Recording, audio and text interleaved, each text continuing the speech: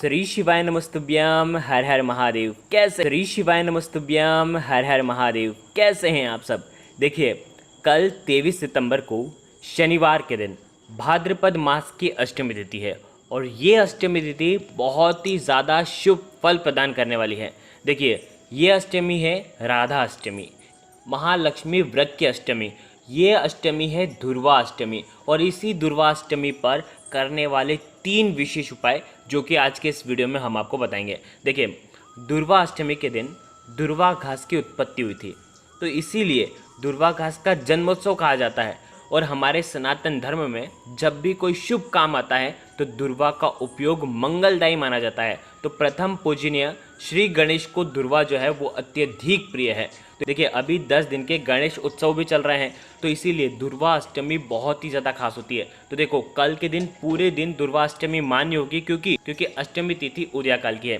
3 विशेष उपाय बताएंगे दुर्वा घास के। सबसे पहला जो उपाय होगा, तिजोरी के अंदर आपको दुर्वा रखनी है और आपके घर में कभी भी धन धान्य की कमी नहीं होगी। दूसरा जो उपाय होगा, पहली दिवाली है, इसे क्या दे रहे हो? मेरी साली है जो इसका दिल का है। Wow, all the latest. दुर्वा और चावल से आपके घर की बीमारी दूर होगी। और तीसरा जो उपाय होगा, किसी भी काम में अड़चन आ रही है तो दुर्वा और कपूर का विशेष उपाय होगा। तो 3 विशेष उपाय के बारे में आज के इस वीडियो में हम बात करेंगे। ये तीनों उपाय पूज्य गुरुदेव की ही कथा सुन करके समझ करके समझाने का पूरा प्रयास करूंगा। लेकिन उससे पहले आप सभी से रिक्वेस्ट करता हूं, चैनल पर अगर पहली बार आए हैं तो चैनल को ज़रूर सब्सक्राइब करें और कमेंट में जय श्री गणेश ज़रूर लिखें।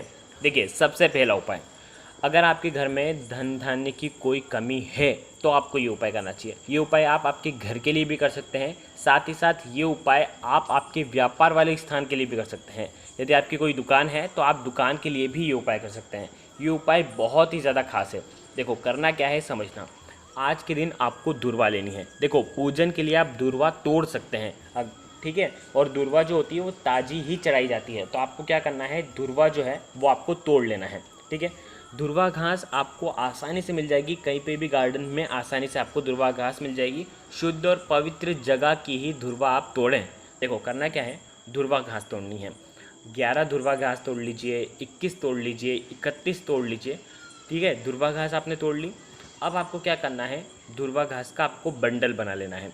सूती धागे से आपको एक बंडल के रूप में उसे तैयार कर लेना है, ठीक है। अब आपको क्या करना है, किसी भी गणेश जी के मंदिर में आपको जाना है। देखो, गणेश जी के मंदिर में जा करके गणेश जी के पास में आपको ये दुर्वा रखनी है और आपकी जो भी इच्छा है कि घर में धन की प्राप्ति हो, घर में सत्मार्ग का धन आए, घर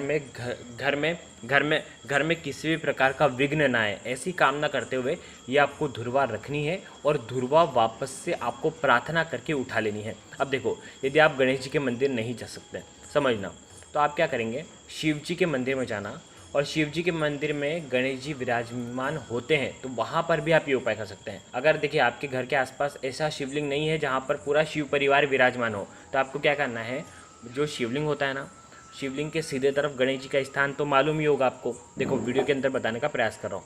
यहाँ पर इस स्थान पर आपको ये दुर्वा घास आपको रख देनी है, विशेषकर धन संबंधित परेशानियों को दूर करने के लिए, ठीक है। ये उपाय धन संबंधित परेशानियों को दूर करने के लिए ही किया जाता है, विशेष बात का ध्यान रखना।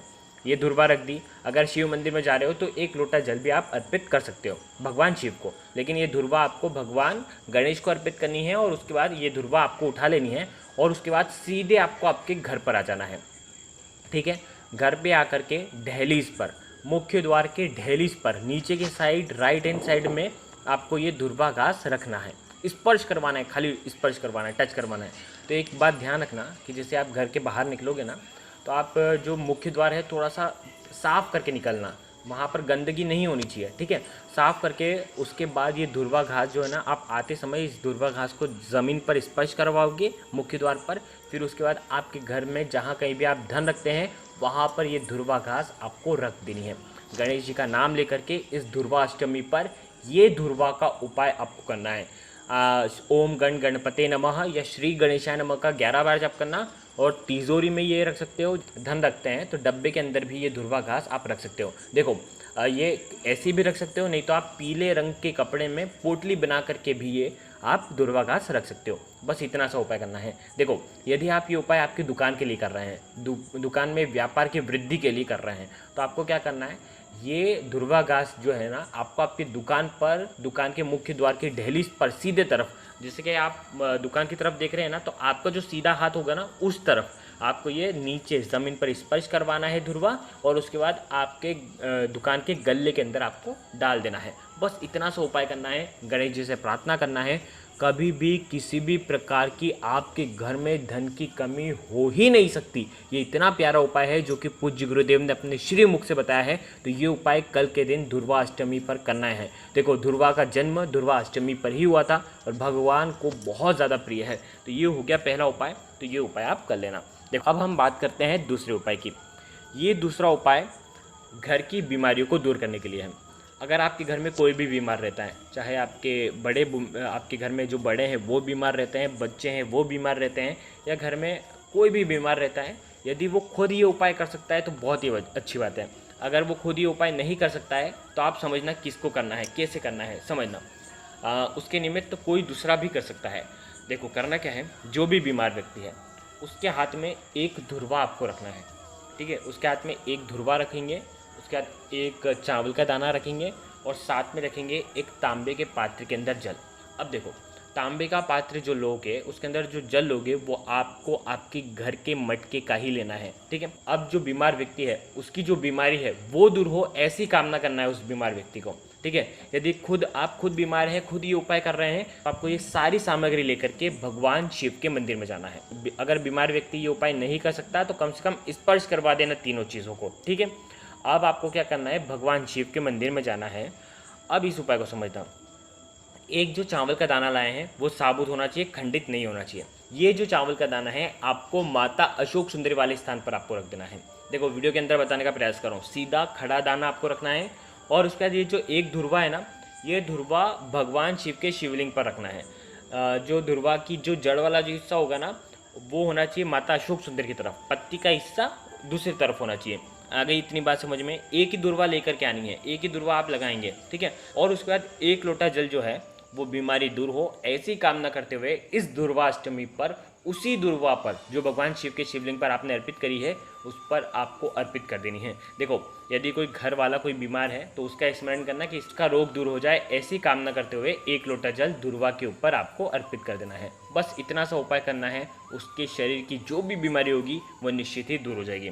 देखो, ये हो गया दूसरा उपाय। देखिए, अब हम बात करते हैं सबसे खास उपाय की, जो कि पूज्य गुरुदेव ने बताया है। देखो, पूज्य गुरुदेव कहते हैं कि रावण संहिता में ये उपाय वर्णित है। पूज्य गुरुदेव ने अपनी कथा में बताया है कि आपको क्या करना है, धुरवा घास लेकर के आनी है। हो सके तो सूखी धुरवा घास आपको लेकर के आनी है। ठीक है, जो सूख जाती है ना, सूखी धुरवा घास आपको लेकर के आनी है। माटी के दीपक के अंदर धुरवा घास आपको डालनी है। ये उपाय आप सुबह से लेकर के रात्रि तक कर सकते हैं, क्योंकि कल अष्टमी तिथि है। ये जितने भी उपाय हमने आपको बताया ना, ये तीनों उपाय आप सुबह से लेकर के रात्रि तक जब आपको समय मिले तब आप ये उपाय कर सकते हैं। आपको धुरवा घास लेनी है, एक माटी का दीपक लेना है। माटी के दीपक के अंदर आपको कपूर डालना है। कपूर के साथ आपको ये धुरवा घास आपको डाल देनी है, और उसके बाद ये धुरवा घास आपको जला देनी है। समझना, सूखी घास होनी चाहिए, जला देना।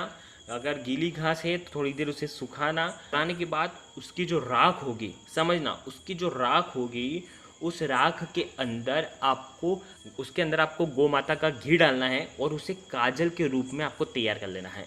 जब भी, जैसे कि आज, जैसे कि कल परसों, कभी भी जब भी आपके बच्चे इंटरव्यू के लिए जा रहे हों, या आपके बच्चे किसी भी एग्ज़ाम के लिए जा रहे हों, या कोई ऐसा शुभ कार्य के लिए, या कोई ऐसे कार्य के लिए जा रहे हों जिसमें आप चाहते हैं कि वो सफल हो ही हो, तो आपको क्या करना है, उसकी जो काजल की टिक्की है वो अवेर के रखना है। उसके बाद जब भी वो कभी भी जाए तो उसे एक काजल की टिक्की आपको लगा देना है। जैसे नज़र की टिक्की लगाते ना, उसी प्रकार से धुरवा घास के काजल की टिक्की लगा देना। उसके सारे काम जो हैं वो सुधर जाएंगे।